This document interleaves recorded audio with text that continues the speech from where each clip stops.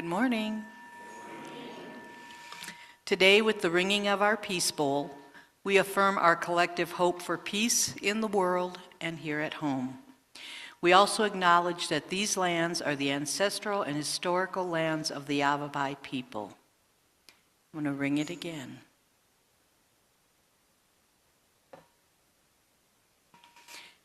So I'm Karen Hagberg, your worship associate today. Our minister, Reverend Michelle, is on her summer leave. Now, in case you aren't as aware as everyone else, ooh la la, look at the piano. Ooh. So today is the unveiling of our new piano. It is worthy of the remodeled sanctuary that we have, and it sits before you with wonderful Lena at the keyboard.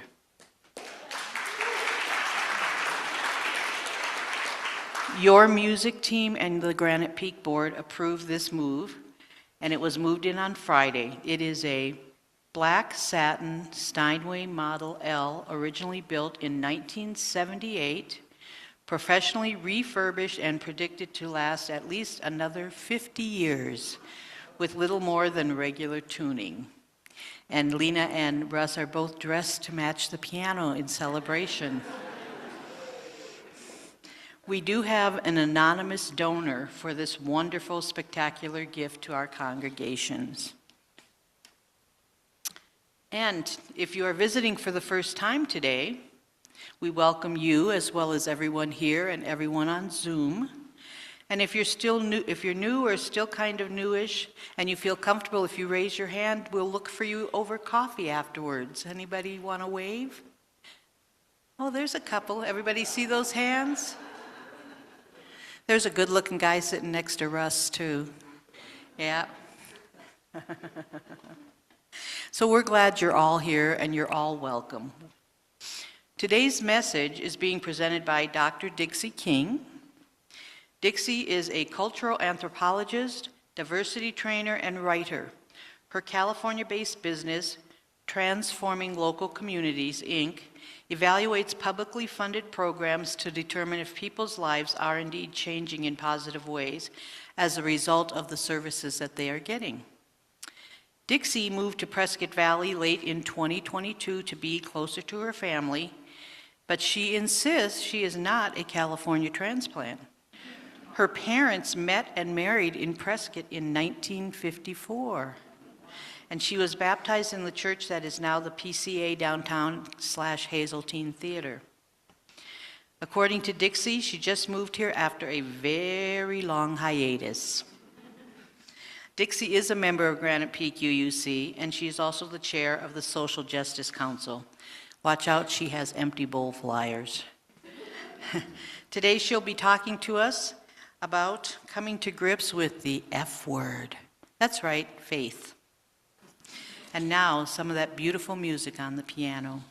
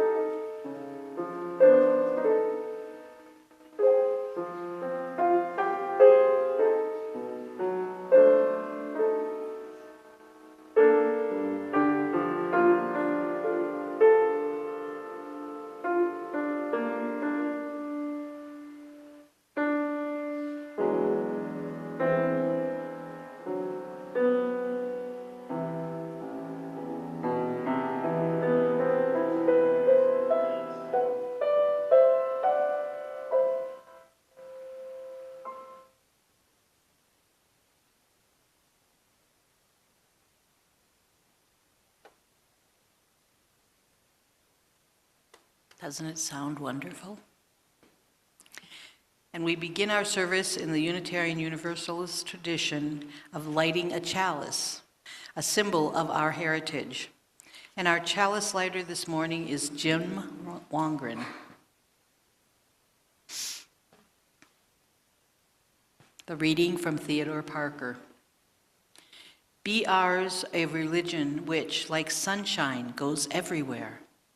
Its temple is all space. Its shrine, the good heart. Its creed, all truth. Its ritual, works of love. Hello. Okay. Its creed, all truth. Its ritual, works of love. Its profession of faith, divine living.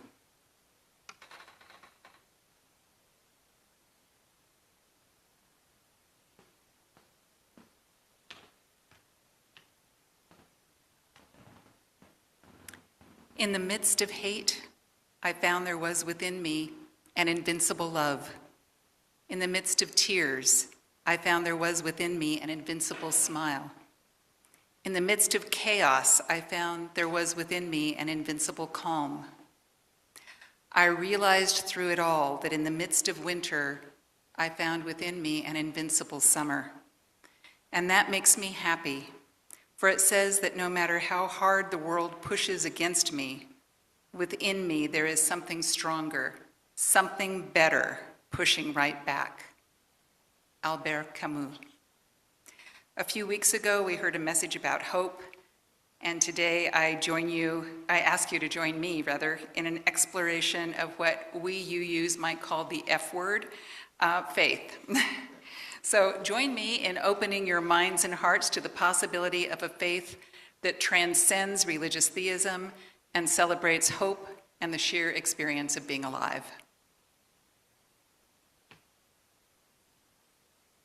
And I would love to introduce the song, I Believe. If you would all join us, you can stand in body or spirit, and the words will be on the monitors.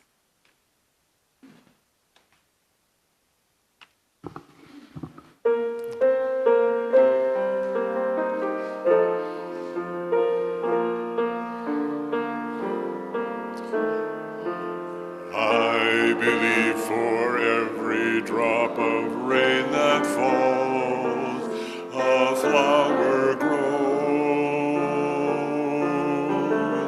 I believe that somewhere in the darkest night, a candle glows.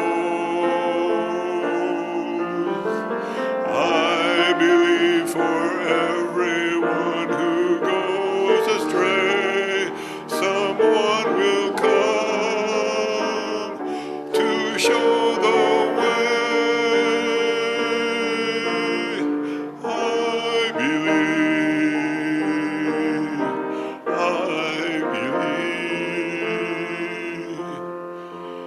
I believe above the storm the smallest prayer can still be heard.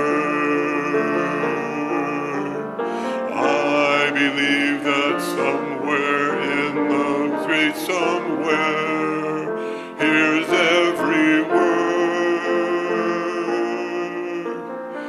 Every time I hear a newborn baby cry, or touch a leaf, or see the sky, then I know why I believe. I believe.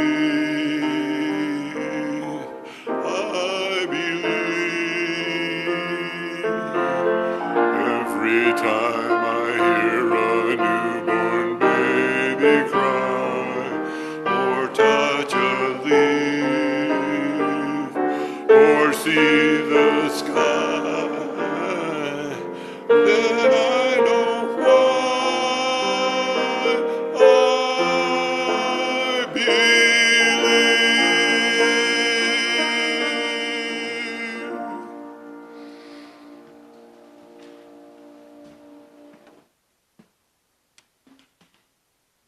Now please join us as we say our covenant.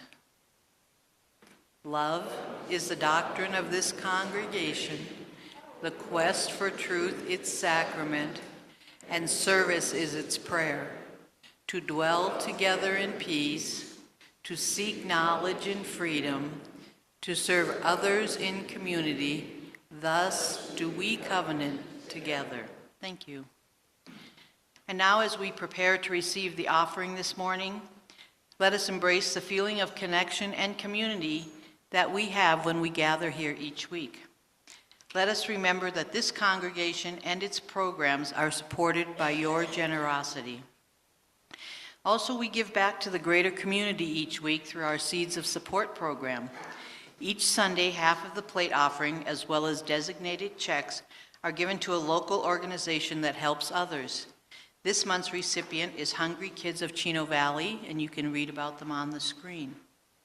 If you'd like to contribute online, please visit our website at prescottuu.org. And the ushers will now collect the offering.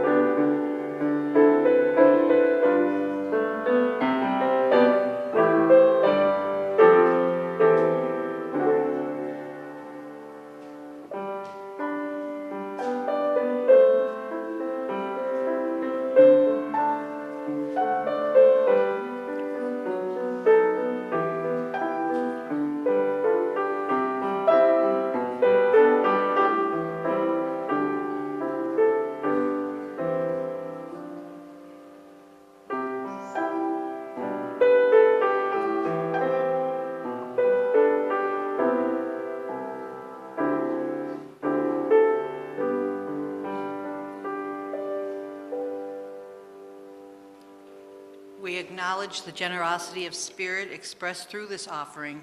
What is given in love is received with gratitude. Blessed be.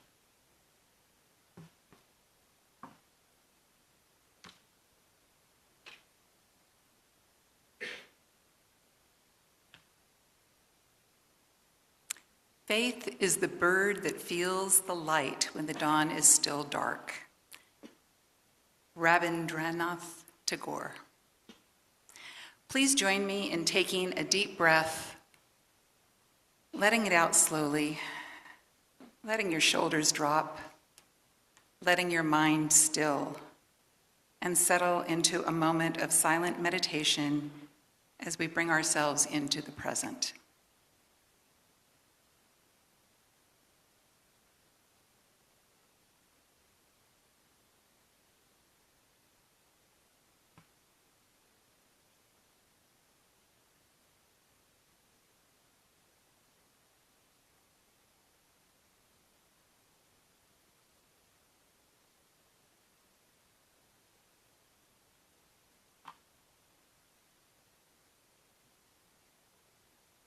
Our beloved community is at the heart of Granite Peak UU congregation. So now we will take a few moments to silently acknowledge joys and concerns that are in your hearts and minds. If there is an event that moves you to joy or concern, hope or gratitude, grief or remembrance, you're invited to come forward and drop a pebble from one of the dishes into our communal water as an affirmation of our connection to one another.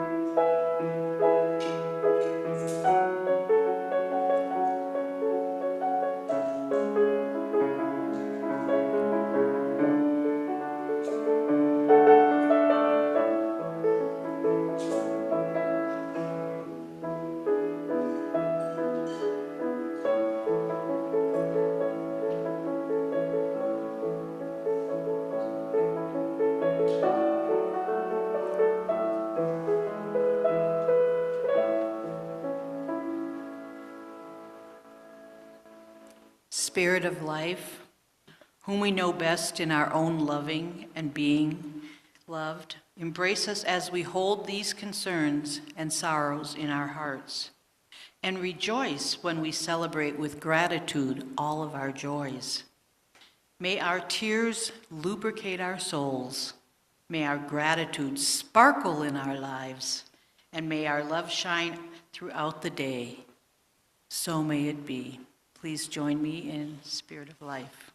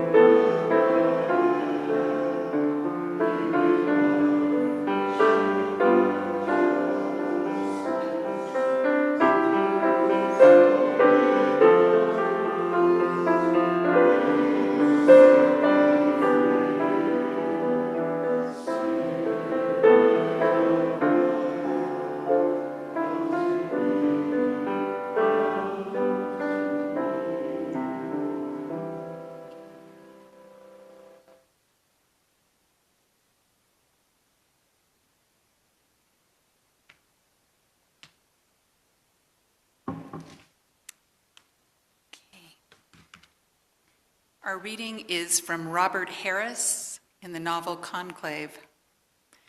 My brothers and sisters, in the course of a long life in service of our Mother the Church, let me tell you that the one sin I have come to fear more than any other is certainty. Certainty is the great enemy of unity.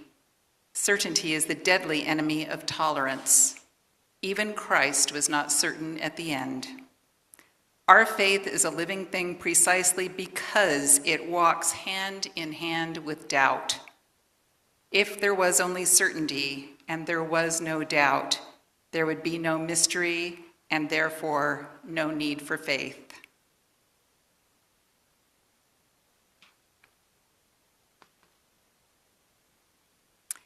And if you would all rise in body or spirit to join me in a song I think most of you know, which is Imagine.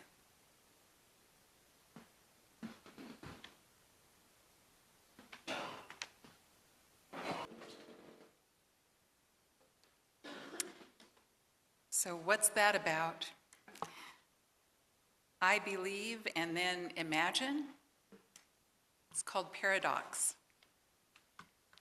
Something we live in and live with. Can everyone hear me okay? Okay, great. So today's about contemplating the F word, faith. I recently heard someone call faith the F word, and I thought, well, for you use, that certainly seems appropriate. We are definitely skeptical, not to say adverse, to anything that has the religious connotations that are attached to the word faith. And that's true for a number of reasons. Foremost of which is our conviction that faith has too often been used historically to harm or disenfranchise people and to justify what can rightly be considered atrocities. I also intuitively know, however, that faith is playing a dominant role in my life these days. And so what's that about? Trying to define faith, even my own, is a quagmire. It's one I decided to explore, and I'm inviting you along this morning on that exploration. However, I want you to gear up. Please come well prepared and expect emergencies, because I don't know if any of you can relate to this, but my mind is a seriously dangerous place to visit. I have learned to walk its dark alleys well-armed and with a high-powered flashlight. I'm going to use that flashlight today to reveal my dark side. I really hate doing this. The certain self-righteous part of me that has all the answers, that can be really judgmental, that is moral and upright and knows that anyone who doesn't agree with me is absolutely wrong. It's not pretty, that dark side. But before we enter the cave, let's explore the concept of faith just a little bit more. Faith is defined by Merriam-Webster as allegiance to duty or to a person, followed by adherence to a religious doctrine. Other definitions include a strongly held belief or theory or complete trust in someone or something. What I find interesting about these definitions is that they attribute a degree of certainty and conviction to the concept of faith. After checking out Merriam-Webster, I Googled non-religious definitions of faith, just for the heck of it. AI has its uses. Check out these 6 definitions. Number 1, faith as trust in others. That is, confidence in the reliability and integrity of people or systems. Most of us can relate to that one because most of us have put our faith in another person at one time or another. Sometimes that person has proven trustworthy, and sometimes we've been burned because they've been proven to be human and fallible. No certainty there. But does faith require certainty? Number 2 is faith as a belief in ideas, meaning acceptance of concepts or theories based on evidence or reasoning. I certainly have faith, and an unfortunate level of it, in climate change, for example. I also have faith in the idea that we are all capable of learning and growing no matter our age, as long as we're willing to be open to it. Number 3 was faith as hope for the future. That is, faith as optimism about outcomes or possibilities even without certainty. Lord knows many of us are struggling with faith as hope for the future right now. Painfully. More about that later. Number 4 is faith as commitment to values. This would be faith as dedication to principles or ethics guiding behavior and decisions. I like to believe that my political leanings are based in my commitment to certain values, such as the inherent dignity of all people. Number 5, faith and confidence in self. Interesting.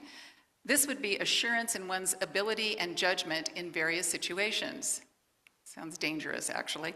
But in other words, having faith that I can handle pretty much whatever comes my way, and that I have the skills and resources to do so. Also, that I know how to and am willing to ask for help when I need it. And those of you who know me well know that's a tough one for me.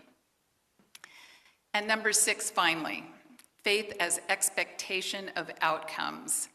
This would be anticipation that certain actions will lead to specific results. For example, I have faith that when I go to the ballot box, my vote will be accepted and appropriately counted.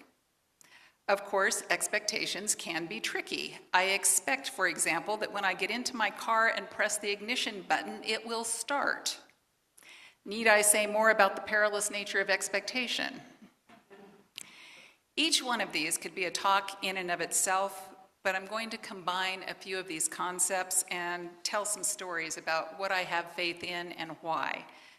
And what I'm coming to realize is the profound impact of how our faith expresses itself as we look toward the future.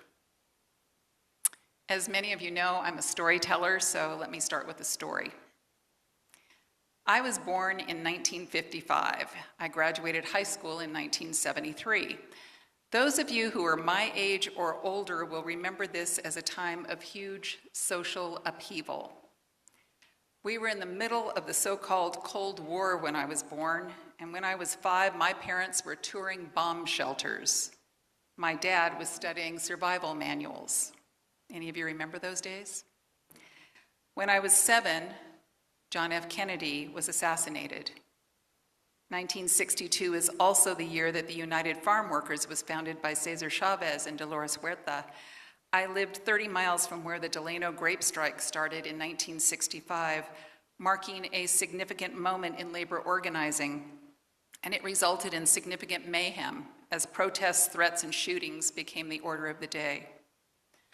Also in 1965, I sat with my parents watching the Watts riots on local news. The primarily African-American neighborhood of Watts in Los Angeles was 100 miles from my home. Over the course of a week that August, 30 people died, thousands were injured, businesses were burned to the ground. My dad was convinced we were headed towards civil war. And 1965 was also the year U.S. combat troops were deployed in significant numbers to Vietnam for the first time. It's a hell of a year. I was 13 a few years later when we lost Martin Luther King Jr. and Robert F. Kennedy to violence. My parents, both of who came from extreme poverty and were finally finding their way into the American dream of home ownership, although in a very poor neighborhood, were terrified of losing everything they had worked for. They were lifelong Democrats, but they couldn't challenge their own conditioning, the prejudice and anger toward those people of color who they believed wanted to take away everything they had. Does this sound somehow familiar? That was how they saw it. It never occurred to them that what those people wanted was the opportunity to have what they had, on their own terms and through their own efforts, not by taking away what belonged to my parents. And then there was me. We lived in a working-class neighborhood that was rapidly becoming black. My junior high school was mostly black. I had an amazing African-American counselor, Mr. Cato, who got me started in public speaking and who pretty much saved my sanity and my life, and that's a story for another day. But I was already questioning my parents' perceptions, perhaps because in my rapid learners class of mostly white kids in my mostly black school, we had just 3 black students, one of whom became a close personal friend. My parents were appalled. I gave a speech at 8th grade graduation about living in a technicolor world of equality and that mine was the generation to bring it to pass. When an American woman approached me in the parking lot afterwards to thank me, my parents looked at me like I was a different species. Things got even more tense in high school. For all 4 years, I was in speech and debate, specializing in original oratory, damning the Vietnam War, protesting segregation. By this time, we had moved to an all-white neighborhood. I couldn't hold parties at my house because my parents refused to have my black and Mexican friends in their home, and I wouldn't have a party without inviting them. If you let one in, my father explained, they'll take over. Such was my childhood conditioning. So let me come back to faith, and specifically faith in the capacity of human beings to grow and change. My mom died in 1974 when I was just 19. Soon after, my dad decided to fulfill a lifelong dream and started traveling. That started the change. He came home after 4 weeks of wandering through Europe with just a Eurail pass, a Thomas Cook guide, and a copy of Europe on $5 and $10 a day. I still don't believe in interracial marriage, he told me afterwards, but I met some beautiful and amazing black women there, and I can see why people would be tempted. Okay, not exactly enlightenment here, but at least it was movement on the spectrum, okay? But over the next 20 years, Dad traveled all over the world. He became friends with his Chinese guide from Beijing, with a priest serving a leper community in the Amazon, with a riverboat boy in Egypt who took him to his home where he met the boy's veiled mother and had tea with his father, and with a group of Samoans serving at his hotel in American Samoa who invited him to a private dance festival. When asked by other tourists how it was he had gotten accepted to that degree by the servants, he responded, "Maybe it's because I don't see them as servants." At 67 years of age, my dad fulfilled another dream and started college as a history major. I took him to his first day of school. After taking a linguistics course, he asked me if I was aware of how often men interrupt women when they are talking. I started laughing, yes. But he was serious. "I'm going to start watching myself," he said. Months later, when his car broke down, I went to pick him up and met him at his Chicano Studies classroom. He was the only white person in the class, and he was 3 times as old as most of his classmates. He was standing outside the classroom door lecturing a group of Latino students on the importance of registering to vote if they were here legally, because they would represent an important voting bloc working toward change that would benefit people of color and specifically Mexican Americans. He's still stuck on the issue of gay and lesbian. It freaks me out, he admitted. But one of my best friends was lesbian, and they loved each other. She called him Dad, and he accepted her unconditionally. Later, he and I would meet a gay couple and visit them in Colorado, where they were building sustainable housing. They all became friends. I remember wondering at some point who or what had taken over my father's body and whether maybe an exorcism was in order. But the point is, my father grew. He became curious about the world and let down the guardrails that protected his old viewpoints. My father changed. Just before he died, he was advocating for the election of Hillary Clinton. I have no doubt he'd have taken a deep breath and voted for Kamala Harris, because he was willing to challenge himself and his own beliefs. And he was convinced, he told me, that women could do a much better job than men at politics. Less ego. This is called metacognition, the ability to look at one's own thinking, question it, get curious, and become willing to change it. And coming full circle, this is the heart of my faith, the belief in the ability of others to change and grow, the belief in my own ability to change and grow.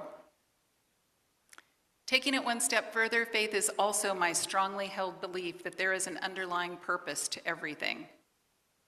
I am a sentient being. I am living and I will die. I am self-aware. And faith for me creates meaning and hope out of the unknown and the unknowable. It opens the door to mystery rather than despair. It gives me the motivation to hang on and hang in when life gets tough or even intolerable, to look for the lessons, to find ways to grow out of and through the tragedies and losses that are an inevitable part of being alive. What can those tragedies and losses teach me, and how can I better understand and use them to connect with others?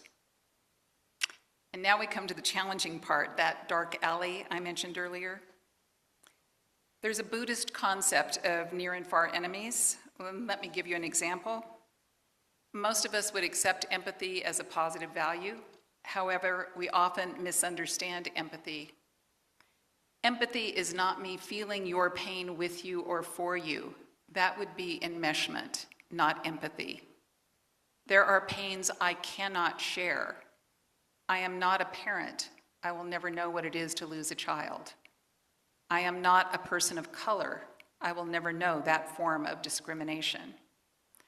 I'm talking here rather about the empathy that holds space for you and your pain, that believes that your experience of pain is real, even if I can't identify directly with it, that takes you at your word when you describe your experience and offers support and encouragement when it's appropriate to do so. In the Buddhist concept of near and far enemies, the far enemy of empathy would be lack of caring or even dehumanization. But the near enemy of empathy, that which sounds positive but in fact is not, is sympathy. Think about it. Sympathy can often have this sound: I'm so sorry that that happened to you. My sympathy distances me from your pain. My empathy holds space for it. So let's talk about the near and far enemies of faith, and why faith, regardless of how we define it, is tricky. Doubt would be the far enemy of faith. Doubt encompasses fear, absence of trust, resistance, resentment, even self-pity. But the near and far more insidious enemy of faith is certainty. Faith that masquerades as certainty is faith that is weaponized to claim mastery or superiority and to justify bigotry and intolerance, to assert that I'm right and you're wrong, that I'm saved and you're damned, that I have the right to resources and opportunities because my God, my experience, my upbringing, my conditioning tells me that I deserve it, and that I have the right to hold on to these things even at your expense. Like anger, faith masquerading as certainty, I believe, is a response to fear. Fear of the unknown, fear of being out of control, fear of being marginalized or made less than, fear of the other, of those who want what I have or who are getting what I want, fear of and resistance to change. So let me shine that flashlight in the dark alley of my thinking for a moment. What I hate the most and judge the most harshly is the attitude of privilege and entitlement that most white people in this country don't even realize we have, myself included, because most of us have never experienced true disenfranchisement. Frankly, when I read about or see what is happening politically in this country, when I watch innocent people arrested or deported or shot, when I watch people trying to erode my rights as a citizen and as a woman, I hold my outrage and my righteous anger close. I feed it, I nurture it, I stereotype those who believe differently than I do, I vilify them, I find myself even taking pleasure in their pain, their loss, their deaths. In other words, I dehumanize them in the same way that I see them dehumanize others. I become the mirror image of what I hate the most. Let me apply a bit of metacognition here and look at my own thinking and question it. Either I believe in the inherent dignity of all people, or I don't. When someone screams in my face, tells me how wrong I am, threatens me, vilifies me, and or tries to convert me to their way of thinking, my only response is F you, and this F does not mean faith.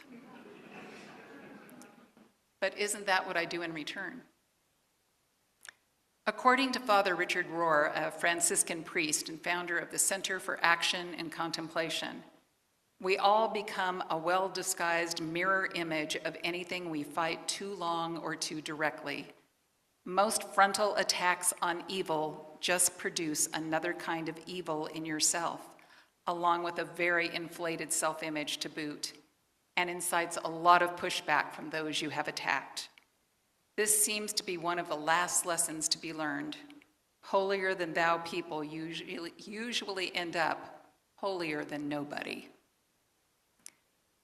Faith requires that we let go of hate, that we get curious, that we remain open to change and to the challenges that change presents, that we see beyond the inhumanity and into the humanity in every person we meet. We start the conversation. Not an easy task, and I am the first to say I'm honestly fed up with these opportunities for personal growth. But that's what they are. They're opportunities to grow and to rest in the knowledge that no matter what happens, a way will open for me to be and to learn and to grow, even if it upends my world as I know it, even if it requires me to change my attitude and my approach. This does not mean that we pat people on their heads when they're perpetrating injustices and ask them to reconsider. We still must hold the line, and we must never forget that the people we hold the line against also need to be understood and recognized if we ever want change to be possible. This is a hard one for us right now. Another brief story. Someone who is very, very close to me and that I love very dearly was diagnosed 3 years ago with Alzheimer's. The progression of the disease has been rapid.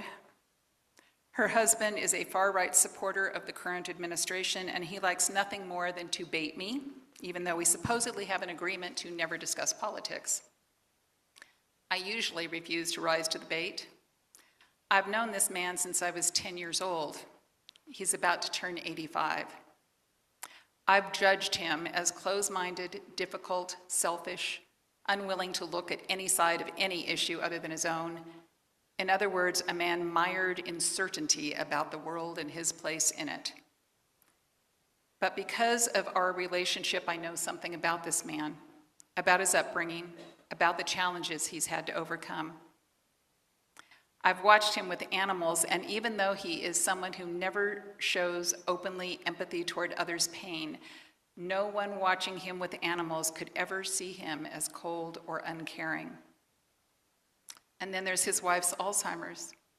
She's losing language. She can barely communicate. She has to be cued for many activities of daily living. He prepares 3 meals a day for her. He takes her to her appointments. He takes care of all of her physical needs. He works to keep the house the way she likes it. It's not that he never gets frustrated, but he shows unending patience with her, more than I do. I don't know the last time this man ever said, "I love you" to another human being, but this man loves. I may want to drop kick him for his politics, but I will not dehumanize him or assume that he is incapable of caring about others. And if I can see him with these new eyes, I can only be sorry that I never dismounted from my high horse of self-righteousness long enough to start a real conversation with him, of getting curious, and to see if he might get curious about me. We will never agree, and I can still choose to love him. So, my friends, I will continue to shine my flashlight into the dark alleys of my own thinking and strive to challenge myself, however resistant I may be. And I'll remember Gandhi, who once described himself as the angriest man in the world, an angry man who never once forgot his own humanity or the humanity of others, a man of peace who was able to transform his anger into a loving force that changed the world, even if only for a moment. Desmond Tutu said, "When we see others as the enemy, we risk becoming what we hate. When we oppress others, we end up oppressing ourselves. All of our humanity is dependent upon recognizing the humanity of others." When I hear this quote, I think about the white police officer who threw himself on top of a black woman and her child to protect them from being shot during a protest against police in the aftermath of the shooting of Breonna Taylor. She credits him with saving their lives.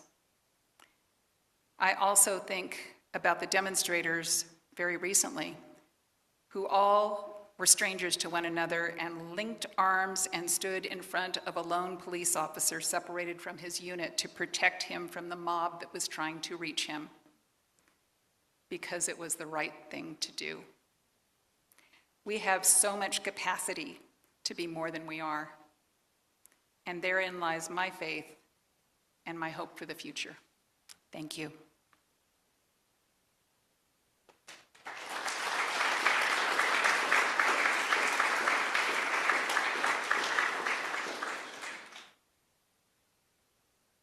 And now for our closing song. I'm going to call Russ up here. When Our Heart is in a Holy Place.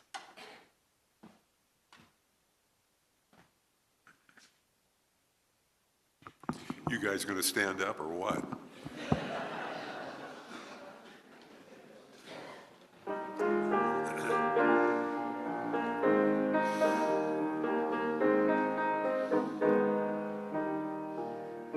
When our heart is in a holy place, when our heart is in a holy place, we are blessed with love and amazing grace. When our heart is in a holy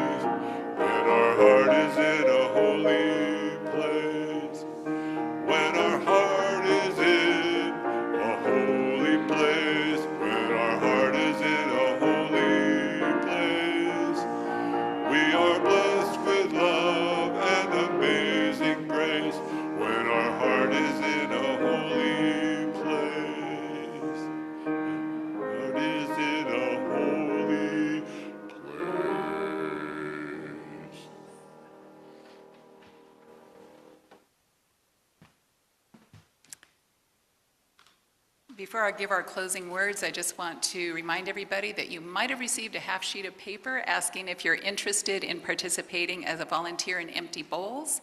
If you have not received an email from me and responded to it confirming your participation, please fill that out, and there's a basket on the back table in Davis Hall.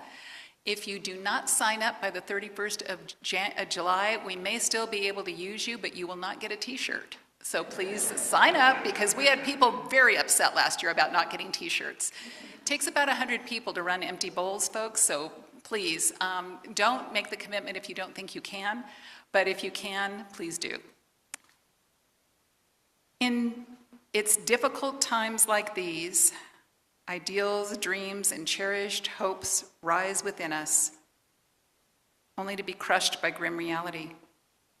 It's a wonder I haven't abandoned all my ideals. They seem so absurd and impractical. Yet I cling to them because I still believe that in spite of everything, people are really good at heart. I simply can't build up my hopes on a foundation consisting of confusion, misery, and death.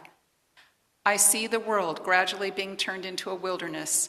I hear the ever-approaching thunder which will destroy us too. I can feel the sufferings of millions. And yet, if I look up into the heavens, I think that it will all come right, that this cruelty too will end, and that peace and tranquility will return again. Anne Frank. In the battle for the right and just, may we never lose our capacity to see the humanity in others. May we not become what we hate. May we transform what we hate through our capacity to love. This is the heart of faith.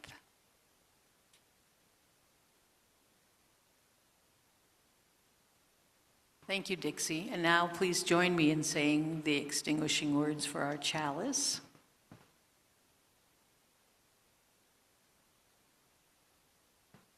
We extinguish this flame, but not the light of truth, the warmth of community, or the fire of commitment.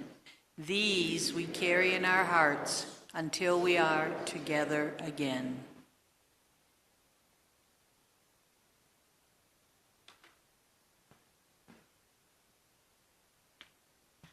Thank you all, and thank you for bearing with me. I'm going to tell you now, these once-a-year things, thank God I don't have to do them more than once.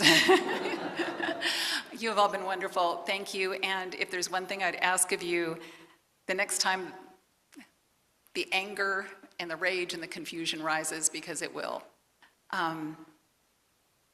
challenge yourself just a little bit to ask the question, what's behind it? Doesn't mean we don't draw the line. It just means we try to find the humanity in the inhumane. Thank you.